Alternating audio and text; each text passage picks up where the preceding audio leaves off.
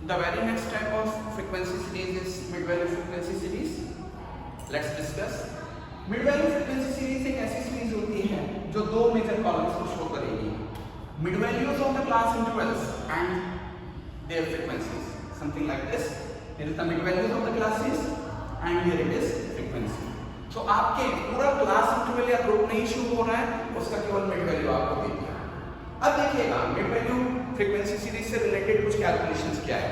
मान लीजिए आपके पास एक फ्रीक्वेंसी डिस्ट्रीब्यूशन है, उसको आप मिड वैल्यू सीरीज में बदलना चाहते हो। फ्रीक्वेंसी डिस्ट्रीब्यूशन गिवन है, आप उसको मिड वैल्यू में बदलना, मिड वैल्यू सीरीज में बदलना चाहते हो, यानी उसका आंसर, उस क्वेश्चन का फॉर्मेशन ऐसा करना चाहते हो कि केवल मिड वैल्यूज रह जाएं और फ्रीक्वेंसीज रह जाएं, तो आप आसानी से कर सकते हो। देखिएगा मिड वैल्यू का खुद का फॉर्मूला, किसी भी क्लास का मिड वैल्यू अगर आपको निकालना है तो उसका निकालने का तरीका होता है बेटा upper limit plus lower limit by 2।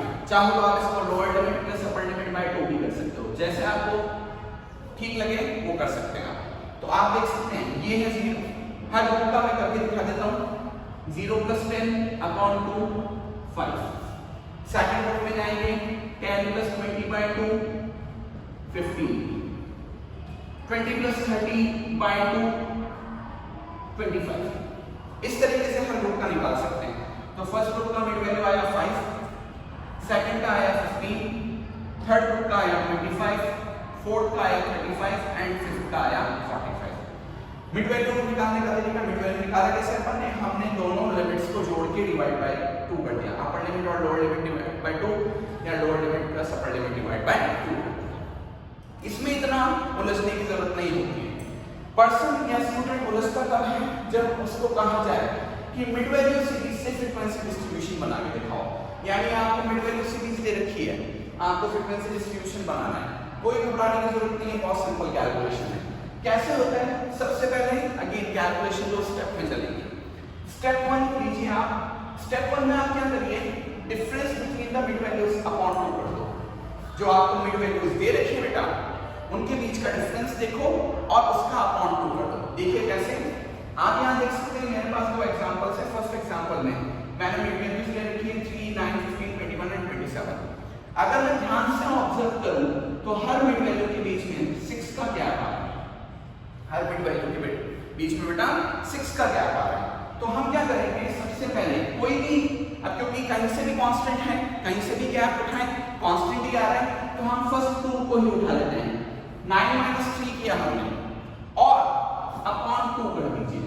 9 - 3 upon 2 कर दीजिए, तो आंसर आता है 6/2 दैट इज 3। ये है मेरा स्टेप 1। क्या किया स्टेप 1 में, difference between the mid values upon 2 किया, तो 9 - 3 इक्वल 6 डिवाइड बाय 2 किया 3। अब जो मेरा स्टेप 1 का आंसर आया है, स्टेप 1 का आंसर आया है, उससे हम स्टेप 2 निकालेंगे। स्टेप 2 में हम क्या करेंगे, जब मेरे को लोअर लिमिट निकालनी है तो लोअर लिमिट निकालते समय जो मेरा स्टेप 1 का आंसर आया है उसको मिड वैल्यू में से मैं माइनस कर दूंगा। मिड वैल्यू कौन सी, तो क्वेश्चन में गिवन है। स्टेप 2 में हम क्या कर रहे हैं, लोअर लिमिट निकालने के लिए जो क्वेश्चन में मिड वैल्यू दे रखी है उसमें से स्टेप 1 के आंसर को माइनस कर देंगे। तो देखिएगा लोअर लिमिट कैसे निकाल रहा हूं मैं, मेरी जो मिड वैल्यू क्वेश्चन में गिवन है उसमें से स्टेप 1 का आंसर मैं माइनस करूंगा। तो देखिए मेरी मिड वैल्यूज है 3, 9, 15, 21, 27। इन सब में से स्टेप 1 के आंसर को मैं माइनस कर दूंगा।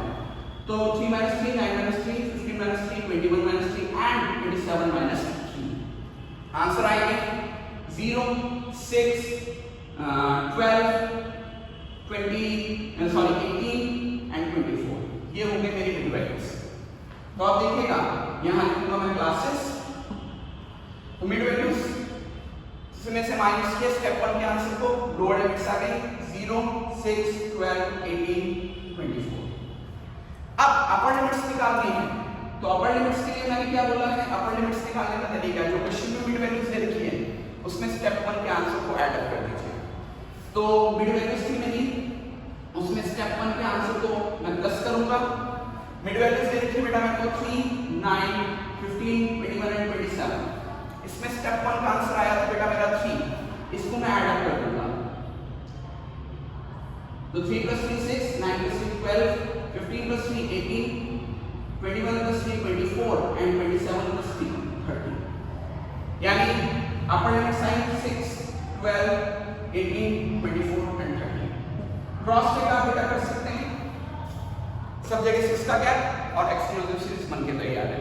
फ्रीक्वेंसी कॉलम बेटा सेम टू सेम कॉपी हो जाएगा, फ्रीक्वेंसी कॉलम में कोई चेंज नहीं आएगा, frequency column same to same आ जाएगा, दैट इज 10 8 12 14 7.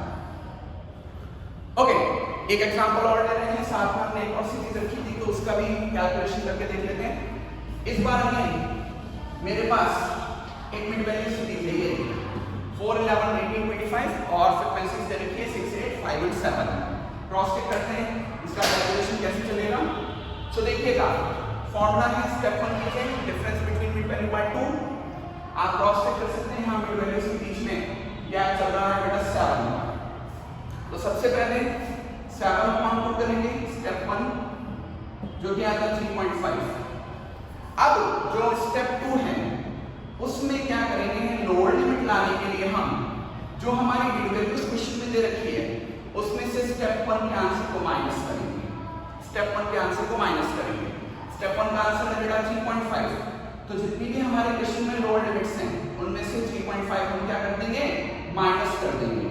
तो आपके पास कैलकुलेशन आएगी 0.5, इधर आएगा 7.5, इधर आएगा 14.5 एंड यहां पर आपके पास आएगा 21.5. ये हो गई हमारे क्वेश्चन की लोअर लिमिट्स।